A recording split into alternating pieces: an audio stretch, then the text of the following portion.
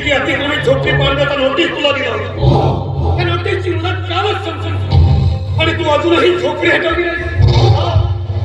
या गडचिरोली जिल्ह्याच्या वन जमिनीवर माझ्याकडे एकट्याची झोपडी आहे का? कित्येक श्रीमंत माणसाने महाल माळ्या बांधले, बंगले बांधले आहेत. त्यांच्या महाल माळ्यांवर, त्यांच्या बंगल्यांवर तुमच्या बुलून कधी चालणार आहात? साहेब, तुमच्या इतकं शिकलेला नाही आहे मी, पण मी बी 10वी पास आहो. कायदा मला मी समजते. श्रीमंताने एक कायदा आणि गरिबाने दुसरा कायदा असा काय कायदा?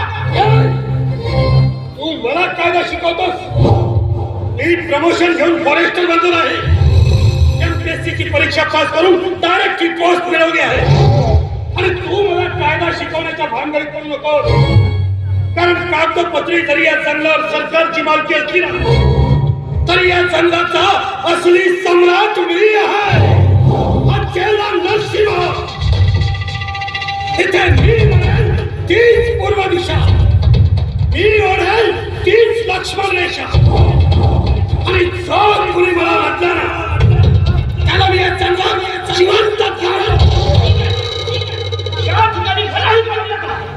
मग त्याआधी त्या करोडपती लोकांचे बंगले पहा.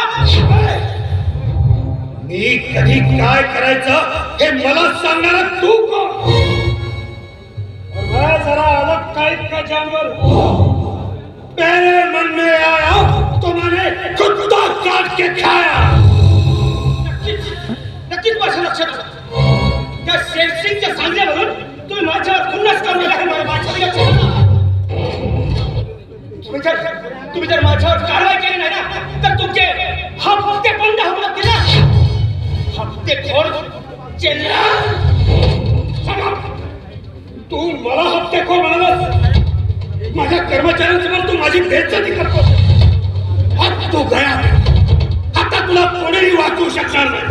ही झोपडी तर मी पाडणार आणि यातली एकही वस्तू तुला उचलू देणार नाही.